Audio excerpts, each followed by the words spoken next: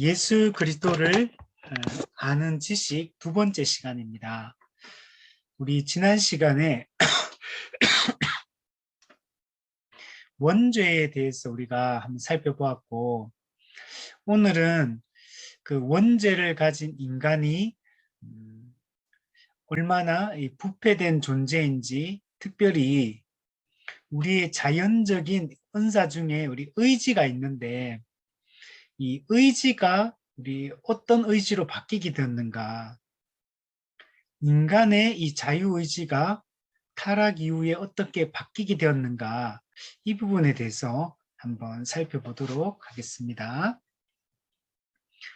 예, 제가 목이 조금 한 3주 정도 3, 4주 정도 됐는데 목이 조금 이렇게 말만 하면 목이 좀 간질간질해요.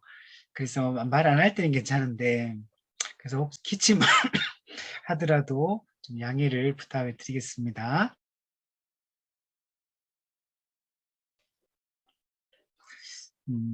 사람은 자기 자신이 어떤 존재인지를 아는 것이 매우 중요합니다. 사람들은 자기 자신이 어떤 존재인지에 대해서 그릇된 지식을 가진 사람들도 있고, 또 자신이 어떤 존재인지에 대해서 올바른 성경적 지식을 가지고 있는 사람도 있습니다.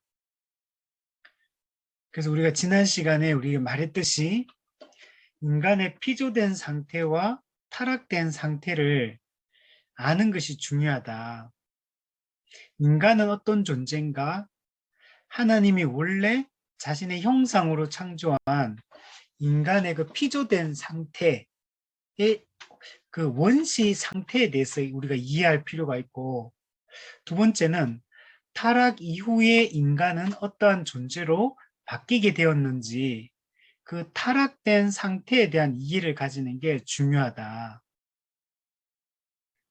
그리고 또 좀 더 나아가면 예수님을 믿고 난 이후에 우리가 새로운 피조물로 변화되고 난 이후에 이 은혜의 상태에 있는 인간의 상태에 대한 이해도 중요하고, 또 장차 우리가 완성된 하나님 나라에서 인간이 어떤 존재인가, 어떤 상태가 되는가.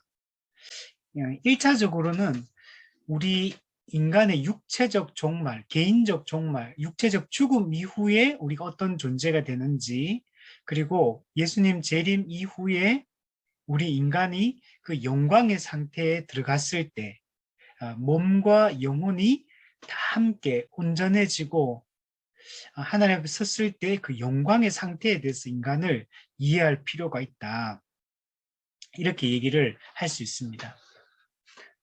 자, 그래서 우리가 이런 부분들에 대해서 우리가 바르게 아는 것이 나 자신과 또 내 주변에 있는 사람들, 그리고 세상에 대한 이해까지도 우리가 올바르게 할 수가 있습니다. 우리가 세상을 살아가다 보면 정말 받아들이기 힘든 어떤 일들이 일어나고, 왜 이렇게 되었을까? 왜 이런 결정을 내리고 이런 결과가 나오게 되었는가? 이런 부분에 대해서 고민을 우리가 많이 하게 되는데, 우리가 인간이 어떤 존재인지에 대한 이 올바른 이해를 우리가 가질 때 그런 것들에 대해서 우리가 올바르게 또 우리가 이해할 수 있는 그런 영적인 분별력을 우리가 갖게 됩니다. 그래서 인간은 기본적으로 타락한 존재다. 여기서부터 우리가 인간을 지금의 현재의 나와 이 세상에 대해서, 사람들에 대해서 우리가 이해를 할 필요가 있습니다. 전적으로 인간은 타락했다. 전적으로 무능력하고 전적으로 부패된 그런 존재다.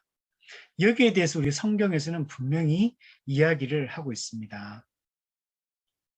근데 세상 지혜자들은 우리는 자유의지의 완전한 부패와 무능력을 성경은 얘기를 하는데, 세상 지혜자들은 이 의지의 자유, 즉 의지의 자유를 가지고 있는데 이 의지의 자유가 선을 행할 수 있고 선을 택할 수 있다.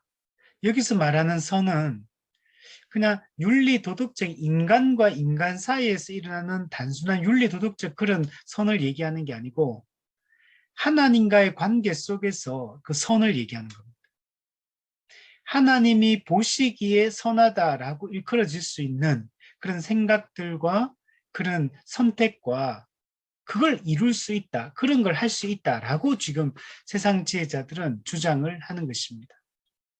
이것은 교회 안에 있는 사람들 중에도 이렇게 인간의 이 선한 행위, 선에 대해서 선을 행할 수 있는 존재라고 이해하는 그런 사람들이 많습니다. 제가 화요일 오전에 그 교리문답 도로트 신조를 지금 강의를 하고 있는데 그 도로트 신조가 우리 개혁주의, 칼빈주의 사상, 복음주의 사상에 좀 약간 이제 변질된 알미니안주의에 대해서 살펴보고 있는데 거기서도 인간은 부분적으로 타락했고 선을 행할 수 있는 능력이 있다. 스스로 구원에 이를 수 있다.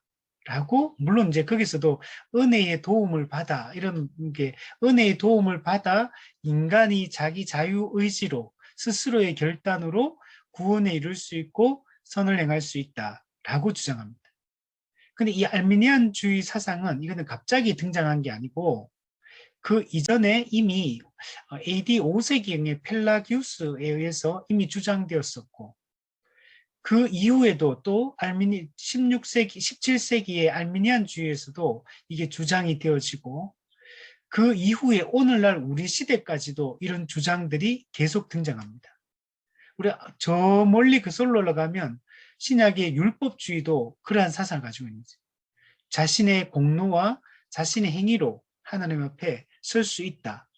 그게 펠라기우스로, 그게 또 중세 로마 카톨릭의 사상으로, 그게 알미니안주의로, 이게 또 그 이후에 우리 또 이렇게 그 신복음주의 찰스 피니로부터 시작되었던 그때부터 주로 시작되었던 그 이런 사상들.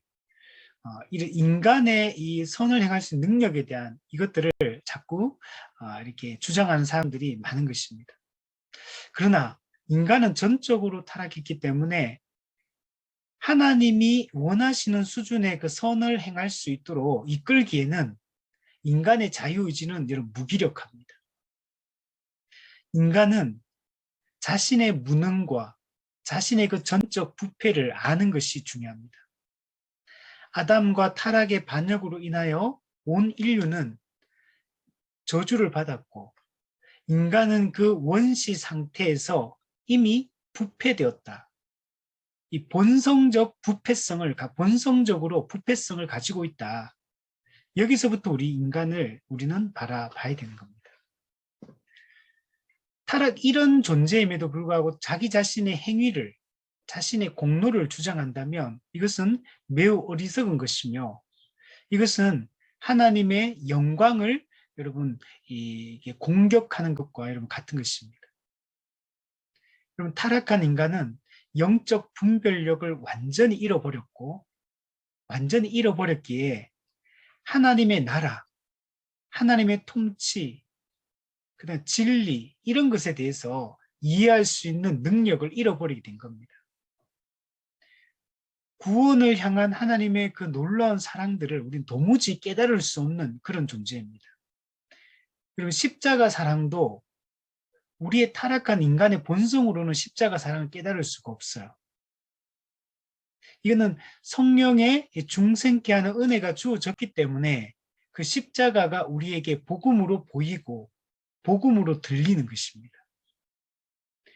그 은혜가 우리에게 주어지지 않으면 인간은 그 칼빈이 말하기를 헛된 확신 속에 살아간다.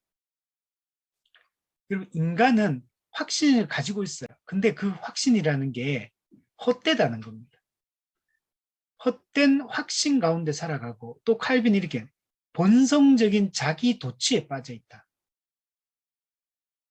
이 본성적으로 태어날 때부터 자기 도취에 빠져 있는 그런 존재다. 또 칼빈이 이렇게 얘기합니다. 타락한 인간은 인간의 마음속에는 교만이 골수에 뿌리 깊게 박혀 있다. 그냥 교만이 사실 교만할 게 아무것도 없는 존재고 전적으로 무능력하고 부패한 존재임에도 불구하고 근데 인간은 우리가 경험하잖아요. 멀리 갈 필요도 없어요. 우리 자신을 나 자신을 보면 얼마나 교만한지 몰라요, 사람이. 그래서 골수에 그 뿌리 깊게 교만이 박혀 있다. 그래서 사람은 자기 나름의 그 생각과 경험에서 나름의 그런 어떤 교만들이 다 가지고 있는 겁니다. 이게 타락한 인간의 상태다.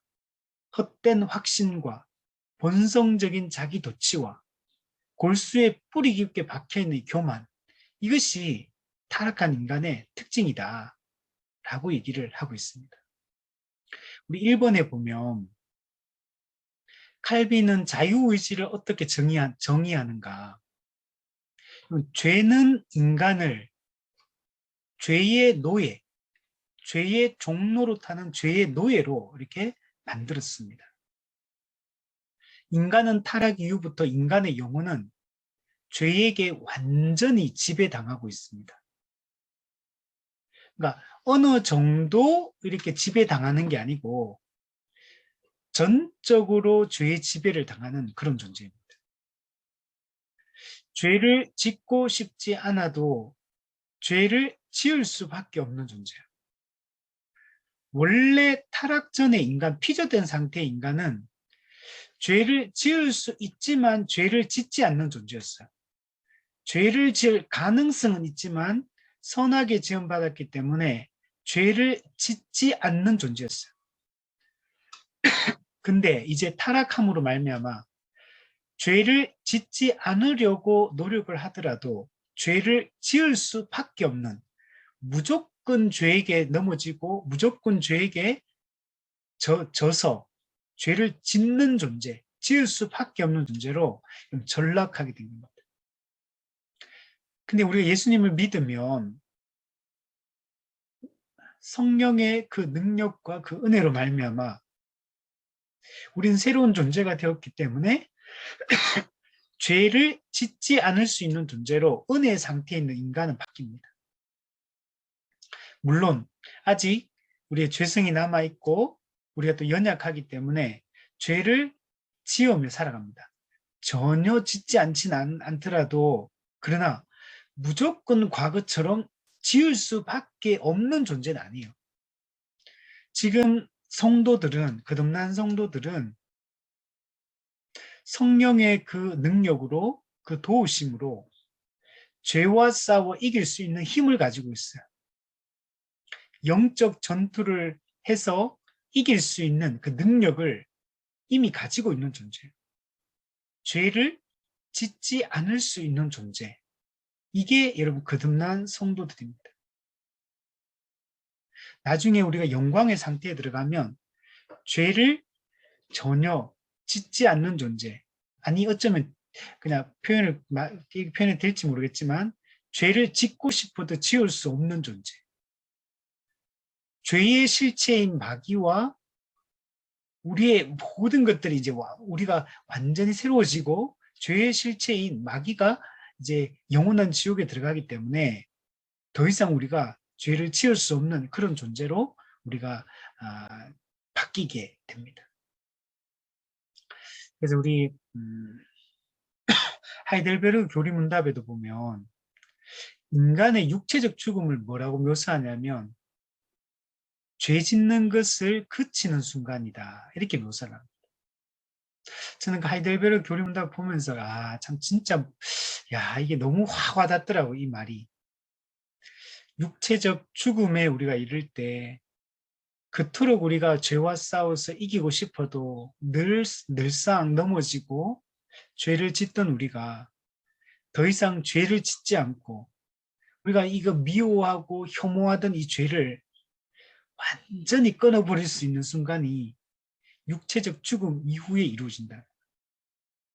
그래서 성도의 육체적 죽음은 세상 사람들은 육체적 죽음이 매우 불행하고 절망적이고 두렵고 무서운 거지만 예수님을 믿는 사람들에게 육체적 죽음이라는 것은 아주 영광스러운 것이고, 우리는 물론 이제 우리가 인위적으로 그렇게 하면 안 되죠. 그러나 하나님이 우리를 생사화복을 주관하신 하나님께서 우리를 부르실 때 우리는 기쁨으로 그 순간을 맞이하고 기쁨으로 그걸 받아들이고, 우리 영광에 입성하는 관문의 역할을 하는 게 육체적 죽음입니다. 그 신자는 주님이 언제든지 부르실 때는 기쁨으로 그 죽음을 맞이하고 그 그리스도의 품에 안기는 것, 그게 우리에게는 매우 영광스러운 것입니다. 근데 타락한 인간은 죄에게 완전히 지배당하고, 타락한 인간의 이 자유의지는 노예 상태가 된 것입니다. 선을 행하기에 턱없이 부족하고 무능력합니다. 아무것도 할 수 있는 게 없어요. 선한 것이 그냥 많이 부패되었다, 뭐 이런 게 아니라 전부 부패되었다. 선한 것이 거의 다 잃어버렸는데 어느 정도는 남아있다가 아니라 하나도 남아있지 않은, 이게 인간의 타락의 상태다. 그래서 그렇기 때문에 인간은 자기 자유의지로 의를 행하거나 덕을 쌓거나 하는 것들이 이런 불가능합니다. 그래서 칼빈은 인간의 자유의지는 흔들리는 갈대보다도 더 못하다. 갈대는 바람이 불면 이리저리 막 흔들리잖아요. 흔들리는 갈대보다도 인간의 자유의지는 더 못한 거예요. 인간의 자유의지는 선을 행할 수 없다. 그런데 이런 인간의 자유의지의 능력을 주장하는 것이 얼마나 허망하고 공허한 메아리에 불과한지 우리는 보게 되는 것입니다. 2번을 보면 칼빈은 철학자들이, 세상 지혜자들이 주장하는 자유의지 개념에 대해서 뭐라고 논박을 하는가.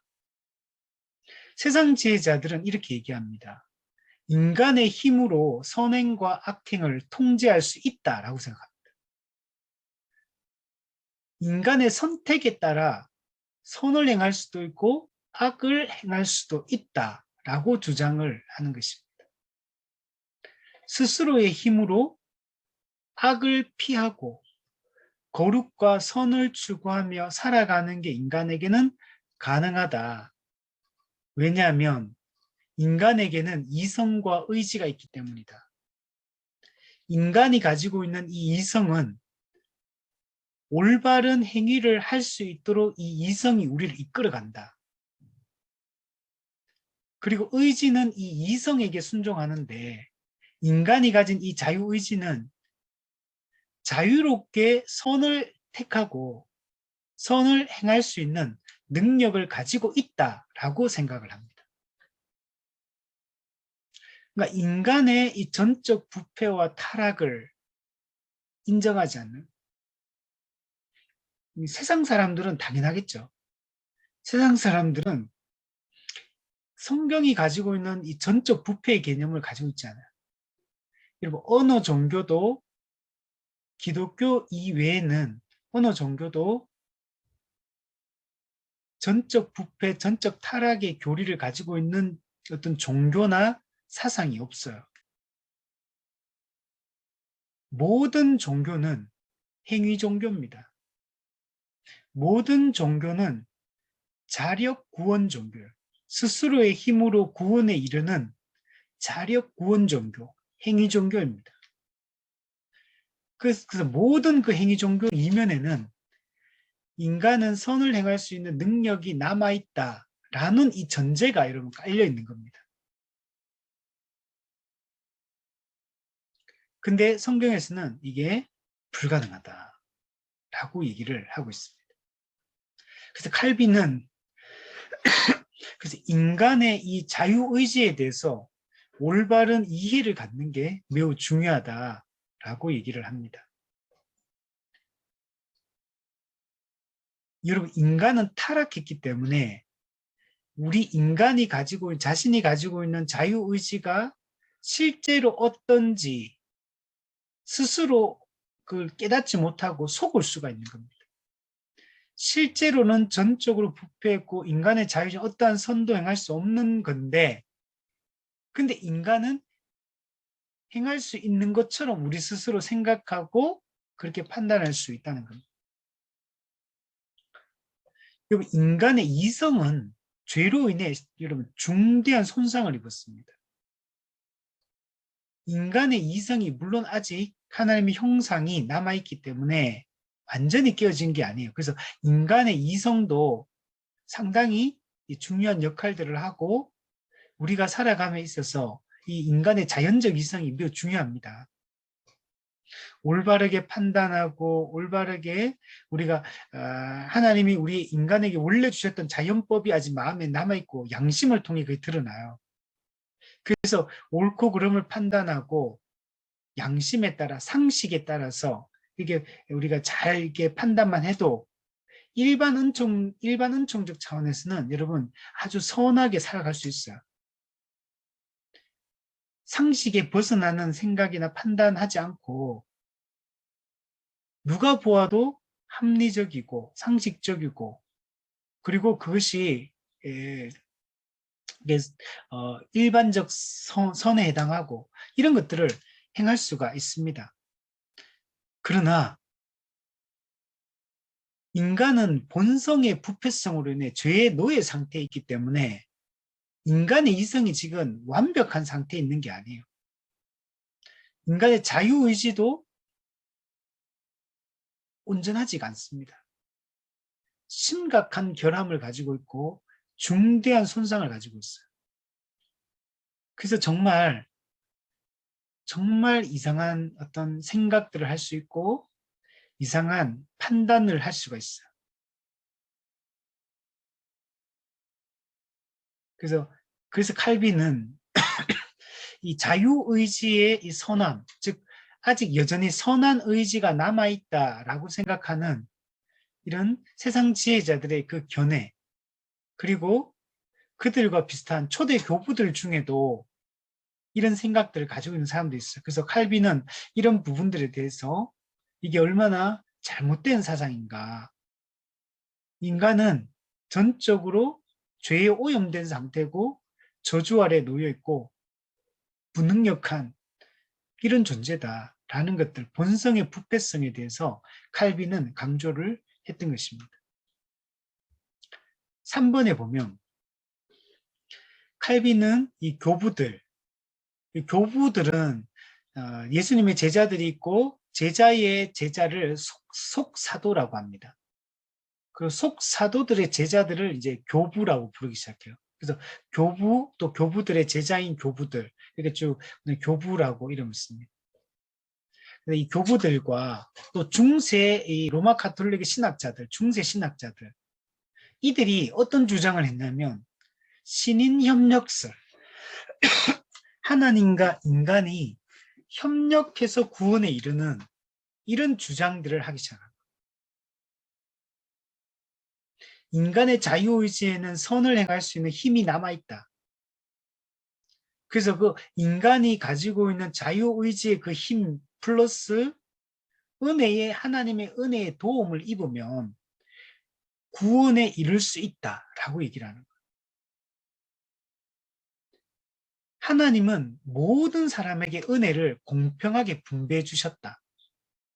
그래서 모든 인간은 누구든지 하나님이 근데 일반적인 은혜를 이제 그러니까 기본적 은혜는 모든 인간에게 다 줬다는 얘기예요. 그래서 모든 인간은 자기가 스스로 자유의지를 가지고 은혜와 그 기본적으로 주어진 그 은혜하고 자기 자유의지가 결합해가지고 두 개가 딱 협력을 하게 되면 구원받을 수 있다. 구원에 이를 수 있다. 이렇게 주장을 하는 것입니다. 그러니까 기본적 하나님의 은혜가 모든 인간, 이거는 보편적인 모든 인간이 다 주어진다. 그러니까 공평한 거예요, 공평한 거. 이제 자기가 자유의지를 가지고 하나님 믿느냐 안 믿느냐에 따라서 이 은혜와 자유의지가 협력해서 구원에 이르든지 모든 인간에게 기본적 은혜가 주어졌지만 자기가 자유의지를 안 믿으면 지옥 가고 이렇게 생각하는. 그래서 그냥 만약에 은혜 자체가 안 주어졌다면 아무도 구원에 못 이를 수 없어요. 자기가 아무리 노력해도.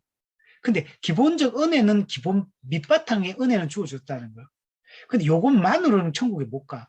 자기가 믿고 자기 자유의지가 이 은혜와 협력해가 살아가야지만 행위로 나타내야지만 구원을 받는다는 거예요. 그래서 이걸 신인 협력설이다. 하나님과 하나님의 은혜와 인간의 스스로의 그 자유의지가 협력해서 구원에 이른다. 구원을 이뤄낼 수 있다라고 말을 하는 겁니다. 칼빈은 이거는 과도하고 지나친 생각이다. 이거는 옳지 않다. 인간은 자기 본성에 따라 선을 추구할 수 있다. 자기 스스로의 능력으로 선을 행할 수 있다라는 이 기본 전제가 깔려있는 주장이기 때문에 근데 인간은 전적으로 부패하고 타락한 존재이기 때문에 이 자체가 불가능한데 이런 주장을 신인 협력설을 주장하는 것은 매우 잘못됐다. 인간의 자유의지는 구원을 받는 문제에 있어서 구원 문제에 있어서는 전혀 효과적이지 않다. 구원에 있어서는 전적인 은혜로만 구원받는다. 구원 문제에 있어서는 인간의 자유의지라는 것은 아무런 효력이 없다. 이게 성경에서 기본적으로 얘기하는 것이고 바울이 강조하고 있는 바입니다. 4번에 보면 칼빈이 자유의지와 관련해서 어거스틴에게만 동의하는 것은 무엇인가? 어거스틴은 이렇게 얘기해요. 인간의 자유의지는 자유롭지 못하다. 즉 인간의 이 자유의지, 인간은 타락했기 때문에 타락한 인간의 이 자유의지는 선을 행할 수 있는, 죄를 억제할 수 있는 그 힘이 없다는 것. 자유롭지 못하다. 이 말은 타락한 인간의 자유의지는 의를 행할 수 있는 힘이 전혀 없다. 죄를 거부하고 의를 행하고 이렇게 할 수 있는 의지 자체가 없다. 이렇게 얘기를 하는 거예요. 그렇다고 타락했다고 여러분 자유의지 그 자체가 사라졌다는 얘기는 아니에요. 자유의지, 인간의 의지의 자유라는 것은 그대로 남아있어요. 근데 그 인간의 자유의지가 선한 의지가 없다는 거예요. 하나님이 기뻐하시는 그 선한 의지는 없다. 그러니까 자유의지라는 그 자체는 남아있지만 그 인간에게 있는 자유의지라는 것은 원래는 선한 의지였는데 지금은 선한 의지가 전혀 없다는 거예요. 근데 이런 다른 이런 주장을 하는 이런 사람들은 인간이 타락한 거 맞다. 인정한다. 그러나 선한 의지가 남아있다. 그 선한 그 의지가 남아있고 하나님의 기본적으로 모든 인간에게 공평하게 주어진 그 은혜와 자신의 그 선한 의지가 결합이 되어서 구원에 이를 수 있다라고 주장을 하는 겁니다. 그래서 타락한 인간의 이 자유의지는 죄를 지을 수밖에 없는 노예 의지다. 자유의지는 노예 의지인 거예요. 타락한 인간의 자유의지는 죄를 지을 수밖에 없는 노예 의지, 죄를 거부하고 의를 적극적으로 행할 수 있는 그런 선한 의지가 아니라 전적으로 죄의 노예처럼 이게 그 의지가 작동되어지는 노예 의지를 가지고 있다라고 얘기를 하는 거예요. 인간의 자유의지는 죄의 족쇄에 완전히 매여 있는 거예요. 여러분 그래서 예수님을 믿고 성령의 중생케 하는 그 은혜로 거듭나지 않으면 모든 인간은 철저한 노예 의지로 노예 의지 가운데 살아가고 있는 거예요. 그럼 모든 불신자는 이 노예 의지를 가지고 살고 자유의지가 노예 의지인 거예요. 하나님이 기뻐할 만한 그 어떠한 것도 행할 수가 없습니다.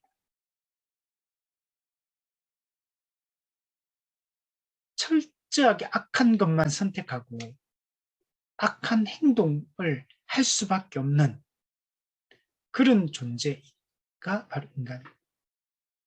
만물보다 심히 부패한 것이 인간의 마음이라고 했잖아요. 우리의 마음 자체가 전적으로 그 부패한 것. 로마서 7장 15절에 보면 내가 행하는 것을 내가 알지 못하노니 곧 내가 원하는 것은 행하지 아니하고 도리어 미워하는 것을 행함이라. 인간은 율법을 읽으면 뭐가 옳고 그른지 판단할 수 있습니다. 율법이 명료하게 이거는 죄다, 이게 내가 기뻐하는 뜻이다라고 율법이 가르쳐 주기 때문에 그 성경책을 읽고 성경을 들으면 뭐가 옳고 그른지 판단할 수 있어요. 자, 그런데 노예의 인간, 거듭나지 않은 그 타락한 인간의 노예의지로 지금 노예의지인 사람은 내가 원하는 것을 행하지 아니하고 도리어 미워하는 것을 행함이라. 내 속 곧 내 육신에 선한 것이 거하지 아니하는 줄 아노니 원함은 내게 있으나 선을 행하는 것은 없노라. 네, 율법을 읽으면 이렇게 사는 게 옳은 거구나라고 원함이 있어요. 그러나 그걸 행할 수 있는 능력이 없어요. 노예 의지이기 때문에. 내가 원하는 바 선은 행하지 아니하고 도리어 원하지 아니하는 바 악을 행하는도다. 이게 인간인가? 칼빈은 어거스틴의 이러한 가르침들을 전적으로 수용합니다. 그러면서 이 자유의지, 인간의 선한 의지에 대해서 이걸 강조하고 자유의지를 이렇게 인간의 자유의지에 대해서 어떤 자꾸 높이려고 하고 여기에 대해서 이게 자유의지가 선함이 있다라고 주장하는 이런 가르침들이 얼마나 위험한지 우리는 철저하게 인간의 전적 부패와 이 본성적 부패에 대해서 우리가 이해를 하고 접근해야 돼. 인간의 타락된 상태에 대한 이해가 정확해야 돼. 그래야지 설명이 가능합니다. 그렇지 않으면 만약 이걸 우리가 이렇게 생각하지 않으면 이 세상에서는 설명되지 않는 게 너무 많아져요. 그 인간 속에 나타나는 그 무지와 그 어두움과 그 악함과 거기에 대해서 만약 인간의 선함에 대한 얘기를 한다면 어떻게 그런 걸 이해할 수 있겠습니까? 근데 인간은 그런 존재가 아니다. 그래서 자유의지, 이 선한 의지를 높이는 것은 매우 위험하다라고 칼빈은 얘기를 합니다. 우리 5번에 보면 타락이 자유의지에 가져온 결과는 무엇인가? 인류의 대표인 아담의 이 타락은 인류 전체 인간의 자유의지에 어떤 결과를 가져왔냐? 그러면 타락은 우리가 영혼의 그 복된 생활에 속하는 모든 것들을 소멸시켜버렸습니다. 타락은 믿음, 하나님에 대한 사랑, 이웃에 대한 사랑, 의와 거룩에 대한 열심, 이 모든 것들을 다 잃어버리게 만들었어요. 하나님과의 관계, 하나님과의 그 온전하고 친밀한 관계 속에 나오는 기쁨, 그 즐거움, 그 확신, 그 담대함, 그 영광, 그 충만, 그 참된 안식, 이 모든 것들을 다 잃어버리게 만든 것입니다. 인간은 이제 옳고 그름을 제대로 판단하지 못합니다. 거짓에 속고 잘못된 선택들을 하고 이렇게 살아갑니다. 제가 오늘 페이스북을 이렇게 보다가 제 청년 때 저를 이제 청년부 때 저를 가르쳤던 목사님, 신학교 교수님인데 목사님 글을 이렇게 쓰신 게 있는데 하나님의 허용적 작정에 대한 부분들을 이제 작정에 대한 얘기를 쓰셨더라고요. 제가 너무 많이 공감이 되고 좀 그런 마음이 있더라고요. 그래서 이런 거 하나님은 왜 악을 허용하시는가? 하나님은 왜 명백한 이 악과 죄를 허용하시는가? 하나님이 선하시다면 왜 이 악이 허용이 되는가? 왜 그걸 허용하셨는가? 막으시지. 왜 그 악을 허용하시는가? 그러면 악한 것을 허용하는 하나님은 선한 분이라고 할 수 있는가? 라고 사람들은 이제 반문하게 되죠. 왜 하나님은 왜 악한 것이 우리에게 주어짐으로 말미암아 큰 고통이 뒤따르게 되는데 하나님은 왜 그 악을 허용하시는가? 하나님 알고 계신데 왜 그걸 막으시지 않으시고 왜 악을 허용하시는가? 거기에 대해서 하나님이 근데 그 악을 허용하는 거하고 악을 조장하는 건 다르죠. 하나님은 죄를 조장하는 분 아니에요. 만들어내는 분 아니에요. 타락한 인간의 본성으로부터 그 악이 발생되어지는데 그 나오는 그 악을 하나님이 그 악이 나타나는 그 허용하신다는. 근데 그 허용하시는 것은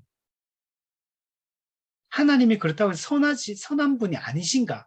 악을 허용했다고 해서? 그건 아니죠. 하는 성품을 그런 분이 아니니까 하는 선하다. 그럼 왜 그렇게 하시느냐?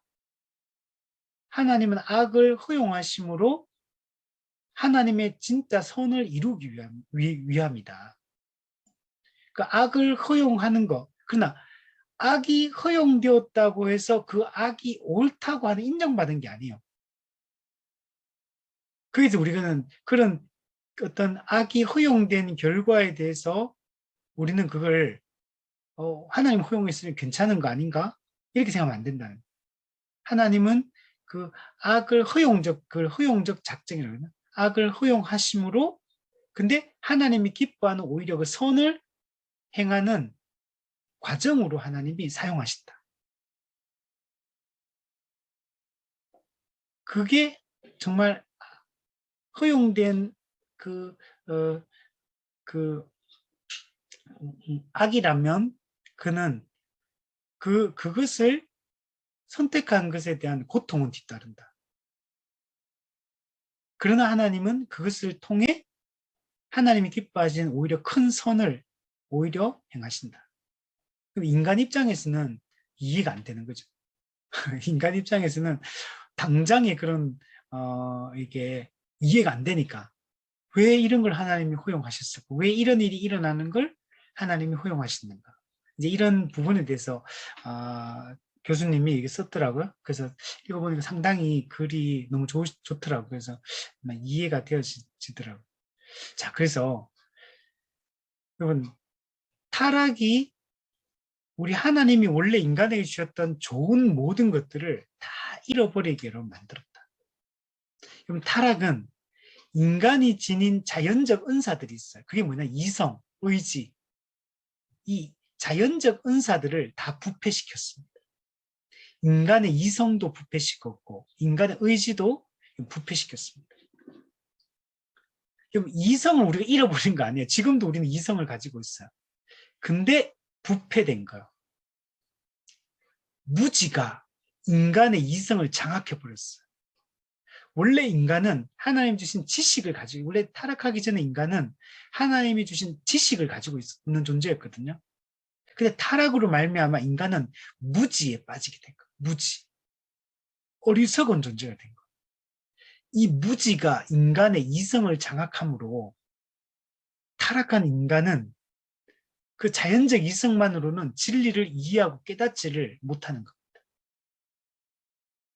하나님의 그 인간에게 주신 자연법에 즉 하나님의 율법, 하나님의 그 말씀에 어긋나는지 어긋나지 않은지를 제대로 판단하지 못하는 것. 우리는 근데 예수 믿는 사람은 예수님이 거듭났기 때문에 우리는 성경이라는 이 최종 권위를 통해 우리 일어나는 모든 일들을 이제는 이 성경의 원리를 따라 성경의 진리를 따라 판단할 수 있는 힘을 성도들은 가지게 되는 거예요. 그래서 말씀으로 무장되고 복음으로 무장되는 게 우리에게는 매우 중요합니다. 여러분, 이 세상의 삶은 다 뭐에 대한 문제냐면 권위에 대한 문제예요. 무엇을 최고의 권위로 둘 것이냐의 문제예요. 무엇을 가지고 내가 판단할 것이냐, 판단 기준, 최고의 권위, 최종 권위를 어디에 둘 거냐에 달려있는 거예요. 자기 경험에 최종 권위를 둘 수도 있고, 아니면 부모님의 말씀, 아니면 내가 존경하는 어떤 스승의 말, 어떤 인물의 어떤 책, 나는 이것을 최종 권위, 나는 이 가르침대로 난 행동하겠다. 난 판단하고 결정하겠다. 어디에 둘 거냐는 거. 자기 경험에 둘 것인가, 최종 권위를. 내가 좋아하는 어떤 사람의 강의라든지 또는 그의 글이라든지 그의 사상에 둘 거냐. 아니면 어떤 다른 종교에 둘 거냐. 아니면 어떤 어떤 권위 있는 어떤 사람들의 말에 둘 거냐. 했을 때, 이 권위에 이제 문제가 중요한데, 인간은 근데 최종 권위인 성경의 가르침에 입각해서 올바르게 상황을 판단하고 분별하고 행동하고 선택하고 이렇게 해야 되는데, 타락한 인간은 무지가 이성을 장악했기 때문에 올바른 판단을 못하는 것. 그리고 그 잘못된 판단과 선택은 그 선택이 뒤따르는 책임이 뒤따라요. 그 반드시 고통을 야기하게 됩니다. 또 다른 자연적 은사인 의지도, 인간은 의지를 가지고 있어요. 여전히 자유의지를 가지고 있는데 이 자유의지가 부패하게 된 거예요. 이 타락한 인간의 자유의지로는 하나님이 기뻐하는 일들을 선택할 수가 없고 바른 것들을 추구할 수가 없습니다. 거듭나지 않은 인간은 설령 진리에 대한 갈망을 가지고 있다 하더라도 절대로 진리를 찾을 수가 없고 진리의 그 언저리에도 도달할 수 없어요.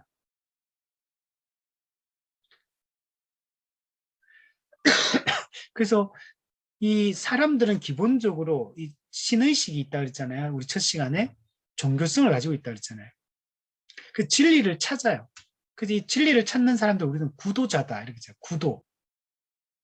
진리에 접근하는 방법은 두 가지거든요. 하나는 구도 방식이 있고 하나는 계시의 방식이 있거든요. 구도는 인간이 스스로 진리를 찾아가는 것. 계시는 인간이 스스로 진리를 찾지 못하고 도달할 수 없기 때문에 이 신이, 외부에 있는 신이 자기의 뜻을 인간에게 계시해주고 알려주는 것. 근데 인간은 전적으로 타락이기 때문에 그 신의식에서 종교성에서 나오는 진리에 대한 갈망을 가지고 있다 하더라도 절대로 진리를 찾을 수 없다. 이것이 인간의 상태입니다. 그럼 6번에 보시면 자연적 이성은 아무런 능력이 없는가? 네. 자연적 이성은 하나님 나라라든지 진리, 공의, 이런 영적인 것에 대해서는 전혀 이해할 수 없고 아무런 그런 어떤 능력이 없습니다. 그러나 자연적 이성은 여러분 세상의 것들에 대해서는 그 기능을 발휘합니다. 우리로 하여금 올바르게 이 사회생활을 하는 동안에 올바르게 판단하고 우리 올바르게 행할 수 있도록 우리를 도와주는 역할들을 합니다. 하나님은 사람들에게 어떤 재능을 주시고 이게 예술, 문화, 어떤 학문, 기술 이런 걸 발전시키고 그 재능과 은사 그들을 이게 활용하도록 하나님 하셨어요. 우리 그런 거 보면 얼마나 놀라운 것들이 많아요. 사람들의 이 자연적인 이성을 가지고도 정말 아름다운 그림을 그리기도 하고 정말 좋은 음악을 인간의 마음을 이렇게 정화시키는 이런 음악을 만들기도 하고 여러 가지 그 기술의 진보를 통해 가지고 또 우리를 편리하게 하기도 하고 또 정말 좋은 글들이라든지 영화라든지 메시지를 전달하고 이런 것들을 해요. 그래서 엄청난 이 자연적 이성을 통해서도 사람들을 막 치유하고 또 힐링을 하게 하고 인간을 좀 더 인간답게 만들어가고 이런 역할들을 합니다. 하나님께서는 죄악된 인간들에게도 많은 은혜의 선물들을 남겨주셨습니다. 여전히. 그래서 그런 불신자들도 이 땅의 것들을 가지고 우리 성도들을 가르치고 우리를 좋은 것들에 대해서 얘기해 줄 수 있어요. 그리고 세상 사람들로부터 얼마나 좋은 것들을 많이 봐요. 우리 영화를 보면서도 저 그 메시지가 얼마나 대단해요. 책을 써가지고 우리에게 좋은 우리 꼭 기독교 서적만 좋은 게 아니잖아요. 일반 영화, 음악, 또 사람들의 생각, 어떤 세상을 향한 어떤 소망과 사상들 얼마나 좋은 것들이 많은지 몰라요. 그 자연적 이성도 우리에게 그런 좋은 것들을 줍니다. 그래서 우리 이런 것들을 배우고 본받고 이걸 잘 받아들이고 하나님의 일반 은총적 차원에서 이런 것들이 다 하나님의 형상을 담고 있습니다. 그래서 이런 것들 우리가 잘 배우고 우리가 그래서 기독교인들도 우리는 물론 성경책을 보는 게 제일 중요하고 또 교리와 신학을 공부하고 신학 서적들을 우리가 읽고 하는 것들이 매우 중요합니다. 근데 우리도 이 일반 책들, 좋은 책들, 좋은 음악들, 저는 이게 꼭 찬송가만 부르는 게 되는 게 아니고 가요도 그렇고 이런 좋은 음악들을 즐길 수 있는 게 되게 중요합니다. 그리고 이 하나님이 주신 일반 은총직자가 주셨던 모든 자연의 좋은 것들, 어떤 그런 아름다운 것들 이런 것도 우리가 누리고 즐기고 이렇게 하는 게 기독교인들에게 매우 중요합니다. 그 속에 하나님의 그 영광과 은혜들이 다 반영되어 있기 때문에 그러나 인간은 전적으로 타락했기 때문에 자연적 이성은 이 땅에 속한 것들에 대해서만 우리에게 어떤 역할들을 하는 거예요.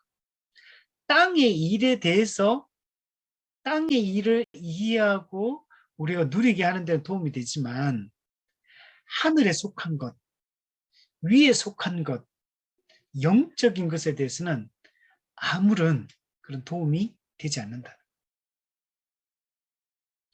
그래서 인간은 타락으로 말미암아 이성도 의지도 다 부패되고 문제점들이 발생하게 되었다. 자, 우리 잠깐 쉬었다가 우리 뒷부분을 좀 나누도록 하겠습니다. 네, 우리 7번을 우리 한번 보도록 하겠습니다. 우리 화면을 좀 켜주세요. 7번. 중생하지 않은 사람이 영적인 것에 대해 어느 정도 알 수 있는가? 자, 여기서 영적인 것이라고 얘기할 때는 하나님을 아는 것, 또 하나님 은혜로 구원받는 것, 하나님의 그 법에 따라 생활하는 것, 하나님과 동행하며 그 통치를 누리는 것, 뭐 이런 것들이 다 영적인 것에 해당하는 것입니다. 그리고 또 한 몸된 영적으로 한 몸된 한 가족된 교회가 서로 사랑의 연합을 해서 신비적 연합, 사랑의 연합을 해서 우리가 한 몸으로서 살아가는 것 이런 것들도 다 영적인 것에 해당합니다.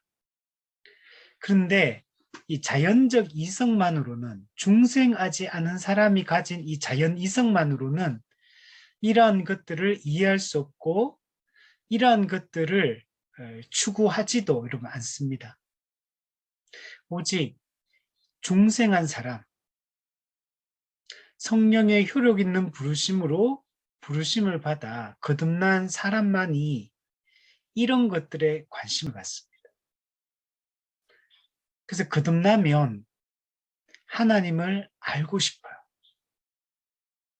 하나님을 예배하기를 기뻐하고 주님의 뜻을 알아가기를 소망합니다.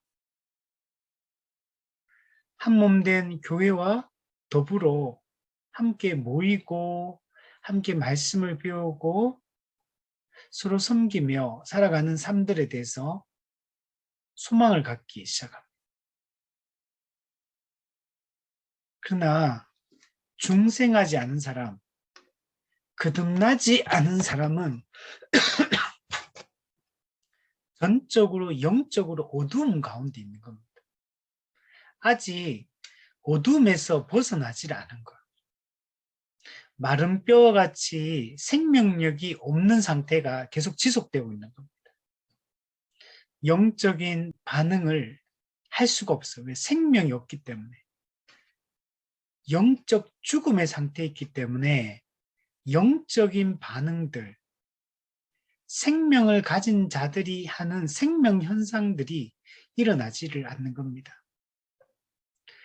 성령님께서 그 마음에 이 진리의 빛을 비추어 주시지 않는 한, 여러분, 중생하지 않은 사람은 영적인 것을 단 하나도, 단 1%도 이해할 수 없습니다. 성령께서 빛을 비춰 주시지 않으면 타락한 인간은 그냥 어둠 그 자체인 겁니다. 그냥 그 존재 자체가 어둠인 거예요. 어둠. 우리 성경에 보면 빛과 어둠의 대조가 계속 등장하죠. 예수 그리스도를 참 빛으로 묘사를 하고 사단과 그 악의 세력들을 항상 어둠으로 성경에서는 지칭을 합니다. 우리는 빛이신 예수 그리스도께 나와 그분을 알고 그분을 믿고 그분과 연합함으로 우리도 빛이 된 것. 예수님이 세상에 참 빛이듯이 교회도 뭐라 그럽니까? 너희는 세상의 빛이요. 교회도 이런 빛이신 그리스도와 연합했기 때문에 이런 교회도 빛입니다. 이거는 우리가 뭔가 외적인 행위를 하기 때문에 빛이 되고 외적인 행위가 없기 때문에 빛이 아니고 그런 게 아니고 우리가 옛사람이 죽고 새사람을 입고 우리가 교회가 되는 순간 존재론적으로 존재 자체가 빛이 되는 겁니다. 이미 빛인 거예요. 우리는 세상에 빛이 되어가는 게 아닙니다. 교회는 세상의 빛 그 자체입니다. 이미 빛이에요. 이미.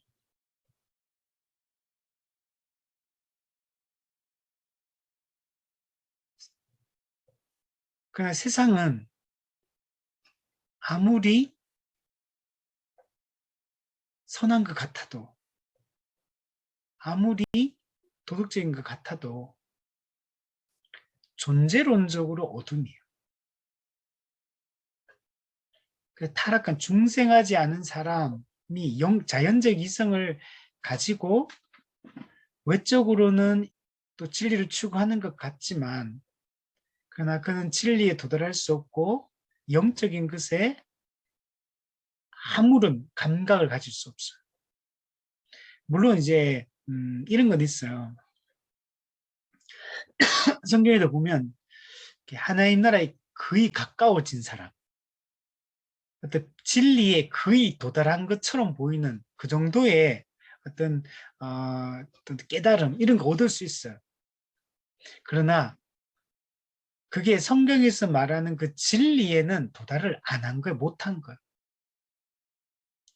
세상 사람들도 지난번에도 한번 얘기했지만 세상 여러분 이게 고등 종교들은 여러분 대단해요. 고등 종교들이 가지고 있는 그 경전들의 내용들을 보면 우리가 성경 읽을 때 느낌이 나요. 엄청난 이런 진리를 가지고 있는 것처럼 느껴지고 제가 지난번에 한번 얘기했잖아요. 유교 경주에 가가지고 그 유학자 교수님 만나가 1시간 동안 그래서 이제 차 마시면서 그때 우리 목사님들하고 같이 이제 그분 교회 안 다니는 분이에요. 그 유교에 대한 얘기하더라고요. 유교는 유교가 있고 유학이 있다. 학문으로서 유학이 있고 종교로서 유교가 있다. 그러면서 또 얘기를 하는데 저는 진짜 성경 이야기 듣는 줄 알았어요, 진짜. 성경에서 고민하는 그런 진리에 대한 고민들을 유교에서 하더라고요.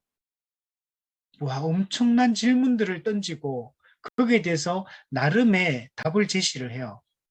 야, 그 제가 이거 그 성경에서 우리가 성경 공부하고 교리와 신학 책을 공부할 때 하는 이런 인생의 근본적 질문들 이런 질문들을 거기서 던지더라고요. 야, 아직 깜짝 놀랐어요, 진짜. 야, 이 정도까지 생각하는가 싶을 정도로. 근데 그런 거 아니더라도 우리 뭐 이렇게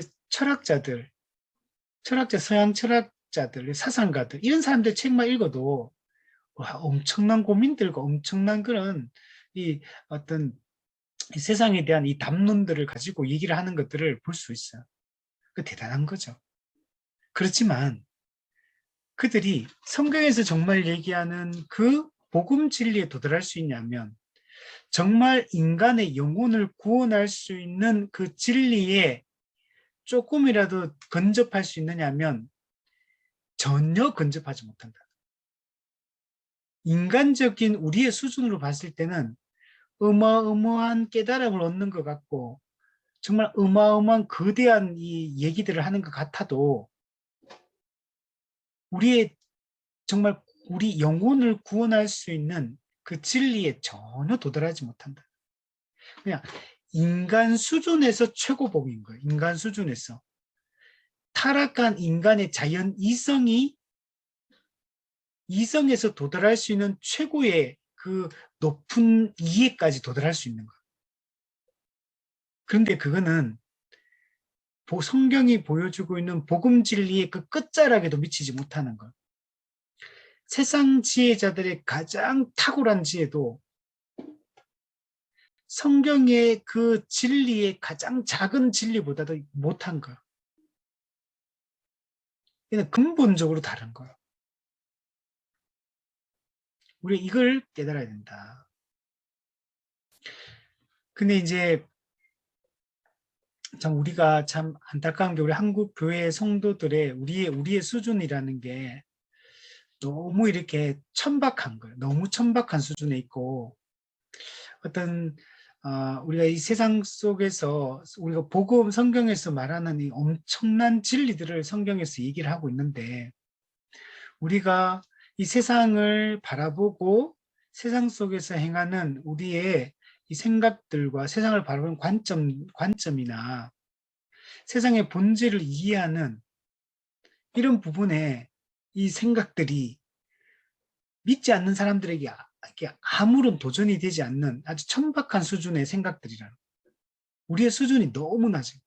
성경에서 말하는 진리와는 성경에서 말하는 그 삶과 성경에서 말하는 그 진리의 깊이와는 우리 기독교인들이 가지고 있는 현대 우리 그리스도인들이 가지고 있는 어떤 생각들이 너무 협소하고 너무 관점이 이렇게 성경에서 말하는 그 초월적인 이런 진리들을 우리는 정말 하찮은 것으로 지금 이 세상에 제시를 하고 있는. 그래서 교회가 제시하는 기독교인들이 세상에 제시하는 이 진리 자체에 문제가 있는 게 아니고 복음 자체에 뭔가 문제가 있는 게 아니고 그 복음에 대한 이해가 우리가 너무나 뒤떨어지기 때문에 이 엄청난 영광스러운 것을 드러내지 못하고 거기에 따라서 생각하고 행동하고 판단하고 세상 속에 이게 제시를 해야 되는데 그 못하는 거예요. 오늘 우리 제 존경하는 교수님 그런 말이 있더라고요. 여러 가지 이제 문제점을 이제 얘기하는데 이 교수님이 정말 교회를 사랑하시는 분이에요. 목사님이 진짜 교회를 사랑하요. 제가 같이 예전부터 이게 보면서 정말 복음과 교회에 대한 이 헌신이 교회를 진심으로 사랑하는 분이 이분이. 그 마지막에 이제 그런 문장이 있더라고요. 내가 너무 사랑하는 이 교회가 너무 본질에서 벗어나 있는 것들에 대한 그런 그런 것들이 너무 안타깝다. 성경에서 말하는 이 진리와 이 삶의 본질에 대한 이 이해, 이런 것들이 있는데, 교회가, 그 교수님 표현으로는 내가 너무 사랑하는 이 교회인데, 이 교회가 너무 여기서 멀어져 있고 벗어나 있는 게, 예, 너무 안타깝다. 이제 이런 얘기들이더라고요. 그래서 참 그 말을 보는데 저도 참, 참 우리의 수준이 그렇다. 뭐 저는 아직까지 뭐 사실 뭐 엄청난 뭐 깨달음 얻은 것도 아니고 그냥 목회자로서 그냥 성경을 읽고 연구하고 그냥 교리와 신학을 공부하고 그래서 늘 이렇게 하려고 애를 쓰는 그냥 평범한 목회자일 뿐인데, 그냥 그래도 제가 매일 성경을 보고 이렇게 교리와 신학을 매일 공부를 하고 책을 읽으면서 진짜 감탄을 하게 되거든요. 진짜 진리가, 와, 정말 성경이 말하는 이 진리라는 거는 이렇게 정말 어마어마하구나. 성경이, 하나님이 우리를 성경을 통해 주시는 메시지라는 게 진짜 어마어마하구나라고 느껴지는데, 근데 우리의 이런 삶이나 우리의 생각이나 이런 것들은, 야, 정말 하나님 이미 계시해 주신 것들에 정말 0.1%라도 이게 좀 따라가야 되는데, 이해를 해야 되는데, 이 성경이 말하는 진리는 어마어마한 진리를 얘기하는데, 우리는 정말 그 코끼리 그 발톱에 낀 때만큼도 우리는 모르고 있는 것 같은 이런 느낌인 거예요. 제가 제 자신을 봐도 참 그렇고, 왜냐하면 제가 이런 느낌을 받는 게, 이 성경을 연구하고 이게 우리 믿음의 선진들이 물려준 책들을 읽어보잖아요. 진짜 감탄을 하거든, 진짜. 우와, 이분들은 도대체 어떻게 이런 것들을 알았을까? 어떻게 이런 생각들을 이렇게 글로 표현하고, 이런 정말 이 놀라운 이런 생각들을 이렇게 할까? 이런 거 보면, 진짜 좋은 책들을 읽으면 진짜 깜짝깜짝 놀라거든요. 그냥 한 장 읽을 때도 막 줄을 계속 쳐야 돼. 너무 좋은 얘기가 많아가. 주옥 같은 그런 진리들이 막 담겨 있으니까 책에 막 줄을 계속 꺼야 돼. 안 끌 수가 없어. 지나칠 수 없는 그 놀라운 진리들을 담고 있는. 그래서 우리가 정말 이렇게 영적인 것에 대해서 우리가 눈을 뜨고 더 알기를 힘쓰고 할 필요가 있다. 그래도 요만큼이라도 좀 알게 해주시고, 좀 세상에 대다수가 안 믿는데 대다수가 복음을 거부하잖아요. 우리 주변에 교회 다니는 별로 없잖아요. 근데 그 중에 우리는 이제 한국 기독교인이 뭐 10%, 15% 카던데, 우리 정말 10명 중에 1명 꼴이잖아요. 10명 중에 그 한 명이 내가 그 예수님을 알고 믿고 있는 게 얼마나 큰 은혜를 받은 겁니까, 여러분? 우리 8번에 보면 영적인 것을 이해하는데 반드시 필요한 것은 무엇인가? 성령의 빛이 반드시 있어야 됩니다. 성령님께서 영적인 이해력을 주셔야지만 우리는 영적인 것을 이해할 수 있습니다. 에베소서 말씀에 지혜와 계시의 영을 너희에게 주사 하나님을 알게 하시고 너희 마음의 눈을 밝히사 그 부르심의 소망이 무엇이며 성도 안에서 그 기업의 영광의 풍성함이 무엇이며 그의 능력이 그리스도에게 역사하사 어떻게 그를 죽은 자 가운데 살리신 것을, 그리고 그의 능력이 역사하사 허물과 죄 가운데 죽었던 우리를 살리신 것들을 보기를 바울은 기도하고, 지혜와 계시의 성령을 우리에게 주셔서 우리의 마음의 눈을 밝혀 주셔야지만 우리 진리를 깨달을 수 있는 거예요. 영적인 이 눈은 말씀을 들을 때 성령께서 그 주시는 거예요. 영적 이해력을. 이게 안 주어지면 진리에 대한 사모함이 없어요. 영적인 갈급함을 갖지 않습니다. 참 오늘날 우리 마틴 로이드 존스 목사님이 그 부흥이라는 책에서 이렇게 말했던 것처럼 너무나 우리 교회 다니는 사람들이 영적으로 냉담한 것, 진리에 대한 이 사모함과 갈급함이 없고 듣고 이렇게도 냉담하고 이렇게도 마음이 굳어져 있고, 제 표현이 아니고 로이드 존스 목사님의 표현이에요. 그 당시에 영국 교회를 보면 그게 오늘 우리의 모습인 거예요. 진리를 도무지 사모하지 않아. 도무지 이 교회를 사랑하지 않아. 영적인 것에 너무나 무관심한, 아니 냉담한, 아주 처절하리만큼 냉담하게 반응하는 이런 우리의 모습입니다. 성령께서 우리의 마음의 눈을 밝혀주셔야지만 우리가 영적인 것을 알고 그래서 사모하며 살아갈 수가 있는. 단순히 그냥 사람의 입술로만 선포되는 말씀만으로는 여러분 이러한 영적 무지에서 여러분 벗어날 수 없습니다. 우리가 말씀을 읽을 때 성령께서 정말 역사하셔서 그 말씀을 조명해 주시고 우리에게 영적인 이해를 주셔서 하나님의 신비인 이 복음을 이해할 수 있도록 그리스도의 비밀을 깨달을 수 있도록 교회의 그 영광과 그 비밀을 깨달을 수 있도록 해주실 때만 우리가 이것을 이해할 수 있습니다. 고린도전서 2장 13절 14절 말씀을 보면 우리가 이것을 말하거니와 사람의 지혜가 가르친 말로 아니하고 오직 성령께서 가르치신 것으로 하니 영적인 일은 영적인 것으로 분별하느니라. 육에 속한 사람은 하나님의 성령의 일들을 받지 아니하나니 이는 그것들이 그에게는 어리석게 보이며 또 그는 그것들을 알 수도 없나니 그러한 일은 영적으로 분별되기 때문이라. 영적인 일은 영적인 것으로만 분별이 되는 것. 성령으로 아니하고는 우리는 이러한 일들을 깨달을 수가 없습니다. 그래서 우리는 정말 성령의 그 조명하심과 성령의 그 은혜를 늘 사모해야 되는 거예요. 우리가 말씀을 들을 때, 성경을 읽을 때 성령의 조명하심을 구하며 그럼 성경을 매일매일 읽는다 하더라도 성경을 연구한다 해도 진짜 그 은혜 없이 감동 없이 할 수도 있어요. 그냥 숙제하듯이 매일 성경 읽을 수도 있어요.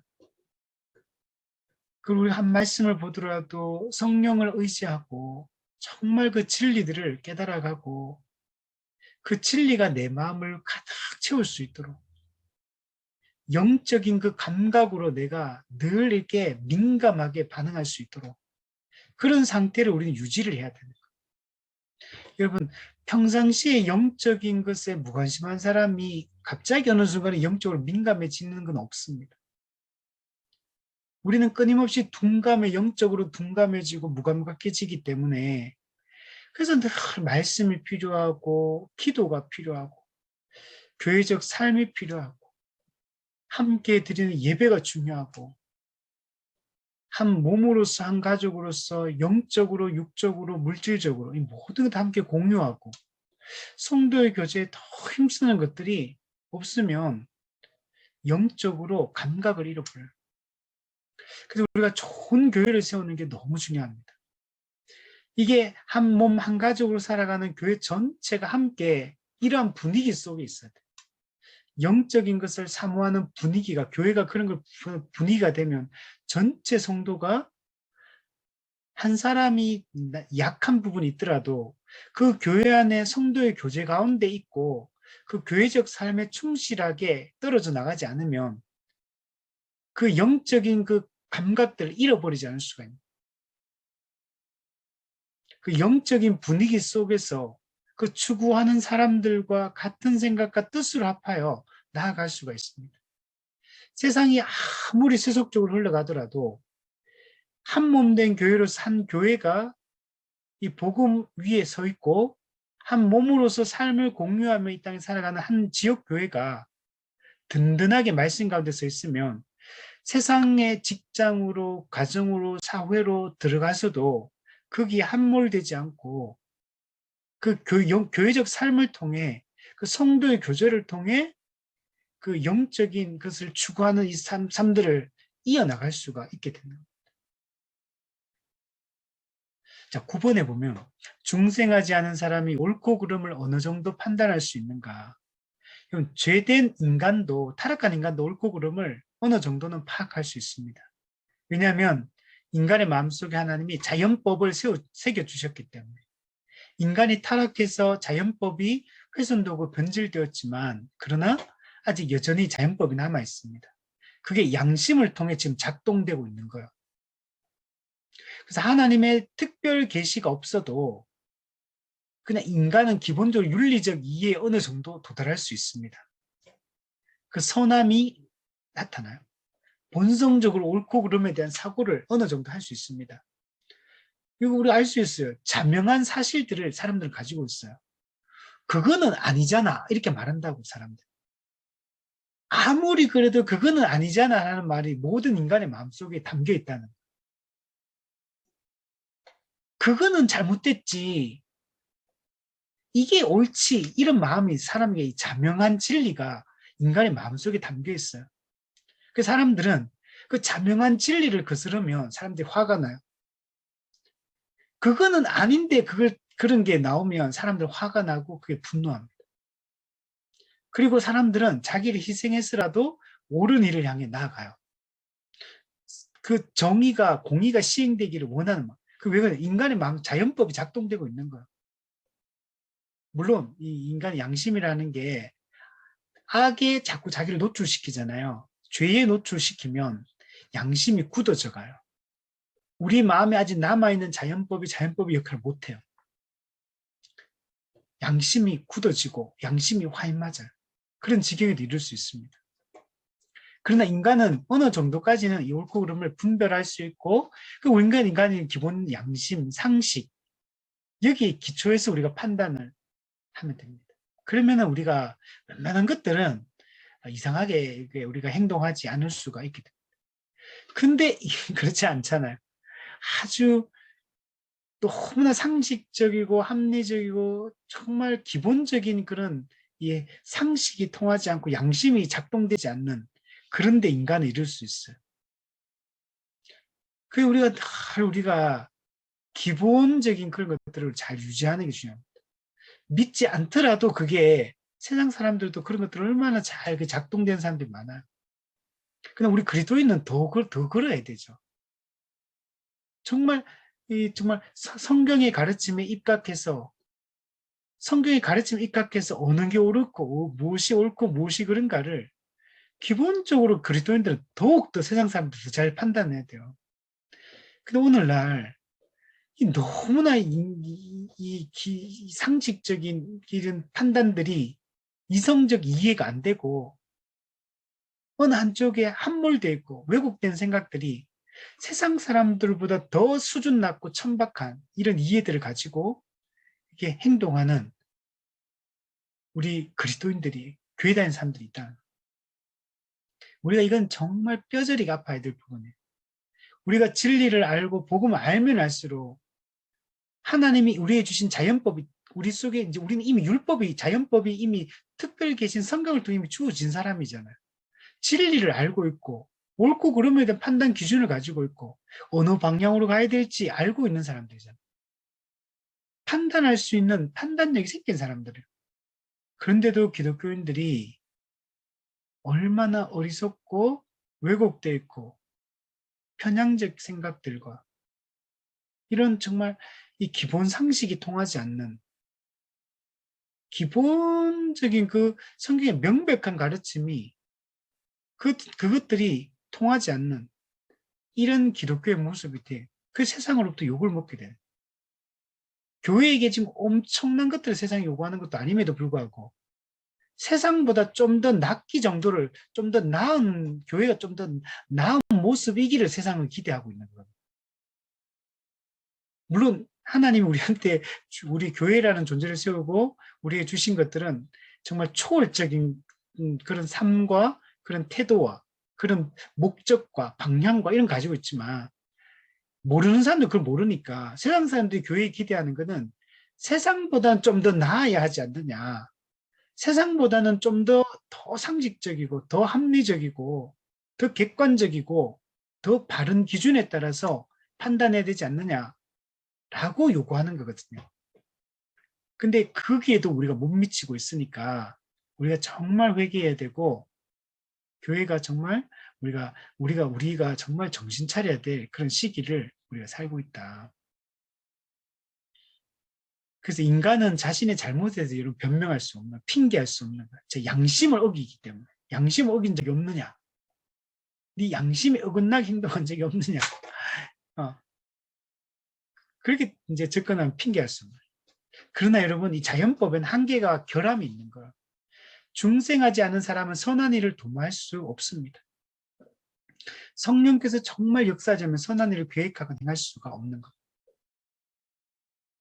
그래서 일반적 그런 선에 도달할 수 있고 일반적 옳고 그름을 판단할 수 있지만 우리가 하나님이 우리에게 요구하시는 것은 성령의 이 도우심으로 그분의 조명하심으로 우리가 진리에 대한 더 온전한 이해와 우리가 정말 그냥 예수 믿고 구원받는 이런 진리만이 아니라 이 땅을 살아가고 이 세상을 살아갈 때 어떤 사안마다 성경적 사고를 하는 게 중요하고 성경의 전체적인 가르침 입각해서 우리의 모든 것들을 판단할 수 있는 그런 분별력을 기르고 그렇게 우리 행동하고 살아갈 수 있는 그런 그리스도인이 되는 게 중요하다. 우리 마지막으로 10번을 보면 중생하지 않은 사람이 선악에 대해 판단한 것을 어떻게 평가해야 하는가. 아까 얘기했지만 선악을 일반적인 중생하지 않은 사람들도 판단할 수 있다. 어느 정도까지는 그런 얘기했잖아요. 자, 그러나 이거는 완전하다고 우리 말할 수가 없는 겁니다. 우리는 오직 성경만이, 율법만이 완전한 의의 표준이요, 의의 기준인 겁니다. 하나님의 말씀 이외에 의의 표준이 될 수 있는 게 없어요. 표준, 기준, 이게 될 수 있는 것은 오직 성경 말씀, 특별 계시밖에 없다. 그래서 우리는 이 성경을 최종 권위로 인정하고 이 성경의 모든 것을 입각해서 다 판단해야 된다. 이게 뭐 인생을 살아갈 때 뭐 모든 분야에서 말씀이 모든 것을 판단하고 말씀이 뭐라고 얘기하는지 성경의 이 우주적인 하나님의 뜻과 이 도덕적인 하나님의 뜻에 근거해서 모든 것을 판단해야 된다. 그래서 우리는 기본적으로 말씀을 잘 하는 게 중요합니다. 그러니까 말씀을 잘 바르게 알고 바르게 배우고 바르게 우리가 늘 그 묵상하고 마음에 되새기는 것들이 필요하고 또 더 깊이 알아가야 돼. 깊이. 이 정도면 된 게 아니고 더 깊이, 더 넓게, 더 분명하고 선명하게 진리들을 알아가고 그럼 이 진리를 가지고 우리 진리라는 기준을 가졌잖아요. 그럼 우리 이성이 이제 작동돼, 이성이. 그럼 우리가 알게 된 진리를 우리 이성을 사용해서 이제는 모든 걸 잘 판단을 해야 되는 거예요. 그냥 우리 이성은 그럼 사라지는 게 아니에요. 우리가 진리를 알고 올바른 걸 알게 되면 우리가 이성이 올바르게 작동되어서 행동하게 하고 판단하게 하고 결정하게 하고 이렇게 해야 되는 거예요, 실제로.